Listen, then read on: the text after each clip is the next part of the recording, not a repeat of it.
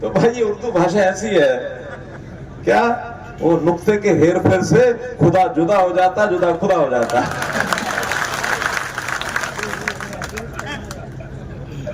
ठीक कहूं ना?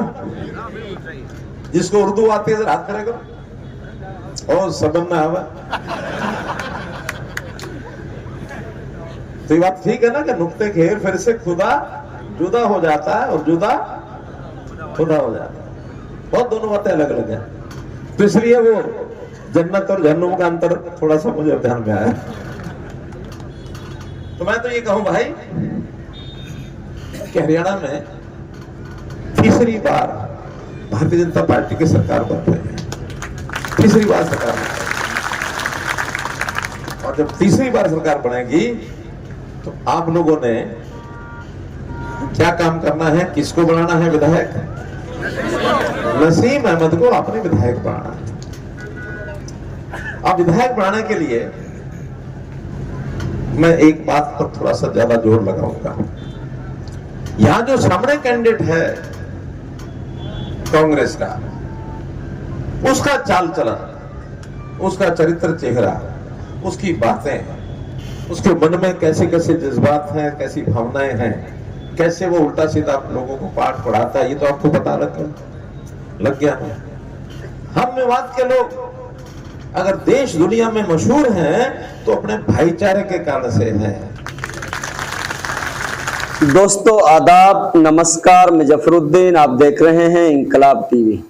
आपकी जानकारी के लिए बता दें कि फिरोजपुर जिरका विधानसभा क्षेत्र के गांव तिगावा चांदड़ा का चौक पर आयोजित जन आशीर्वाद रैली में लोगों को संबोधित करते हुए केंद्रीय मंत्री मनोहर लाल ने कहा, जब मुझे नसीम अहमद से पता चला कि फिरोजपुर जिरका नगीना में लोगों के सामने पीने के पानी की समस्या है, तो मैंने उनके कहने से फिरोजपुर जिरका के 80 गांवों के लिए 263 करोड़ तथा नगीना खंड के 63 गांवों के लिए 253 करोड़ की लागत से रेन्यूएबल परियोजना बनाकर नगीना एवं फिरोजपुर जिरका के लोगों के पीने के लिए यमुना के पानी को शुद्धिकरण कर नियमित रूप से आपूर्ति करने का काम किया।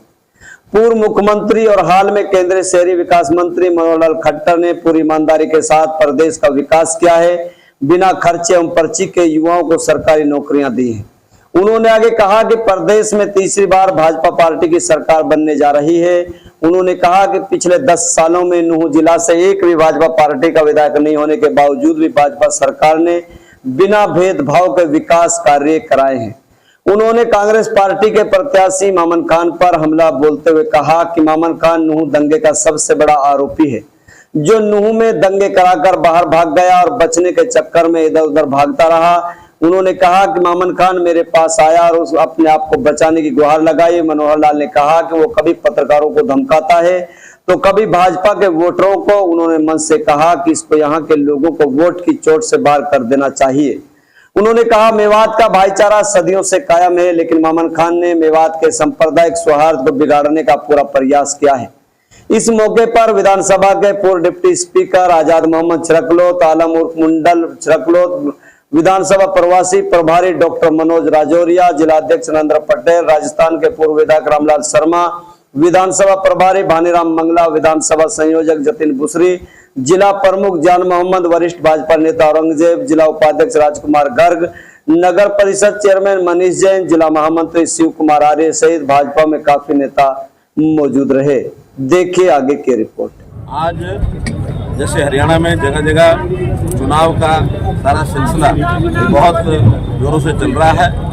हम भी पूरे प्रदेश में हमारे बड़े बड़े नेता, प्रधानमंत्री जी से लेकर हमारे होम मिनिस्टर, हमारे राष्ट्रीय अध्यक्ष योगी जी, राजनाथ सिंह जी, नितिन गडकरी जी, हमारे मुख्यमंत्री, मैं स्वयं, हमारे सभी नेता विधानसभा के हिसाब से आज मुझे मौका मिला फिरोजपुर जिरका की सीट पर भाई नसीम अहमद हमारे प्रत्याशी हैं, पहले भी MLA रहे हैं, इनको जिताने की अपील करने के लिए मैं आया हूँ। और यहाँ जितने भी हमने विकास के काम कराए हैं 10 साल में, हम हरे एक भी हमारे पास विधायक यहाँ नहीं कभी आया भारतीय जनता पार्टी का, लेकिन मैं तुलना करता हूँ पूरे हरियाणा से ज़्यादा जो काम यहाँ हुए हैं। उसका कारण एक ये है कि कांग्रेस की सरकारों ने, इससे पहले और भी जो सरकारें रही हैं, उन्होंने इस इलाके को पिछड़ा बढ़ा के रखा।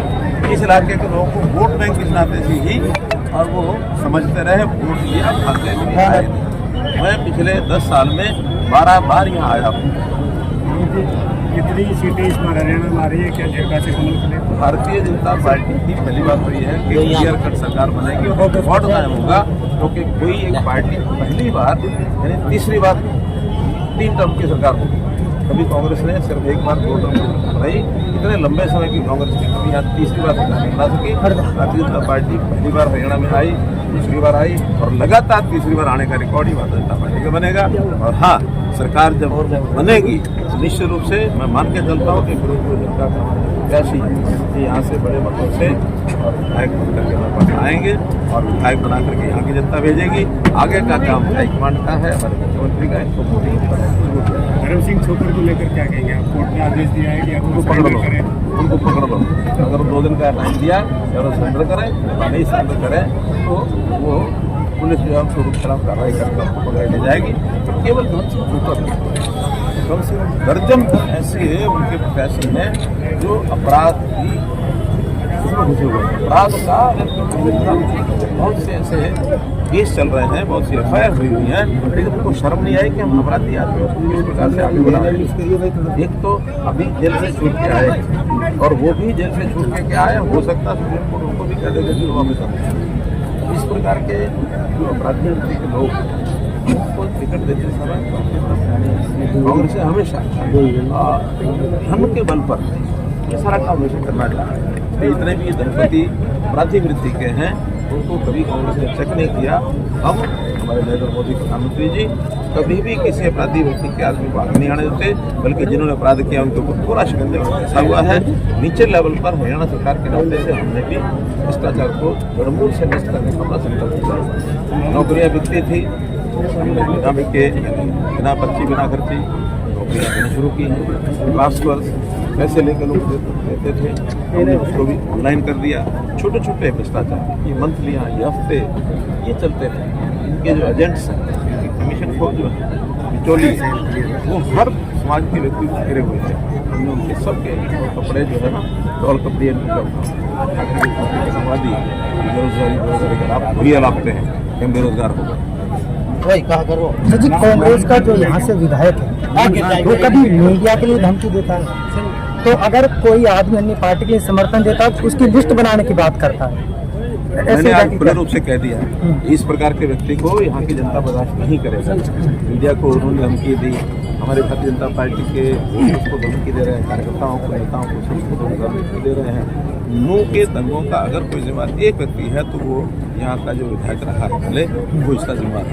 अभी भी उन्होंने समाज के बड़े वर्ग को ही कहा कि हम इनको जो है ना इतने के बाद और हमारी सरकार आएगी तो हम इसको बाहर का रास्ता दिखाएंगे, हमको यहाँ से बाहर निकाल देंगे। तो तुम्हारी आएगी क्यों?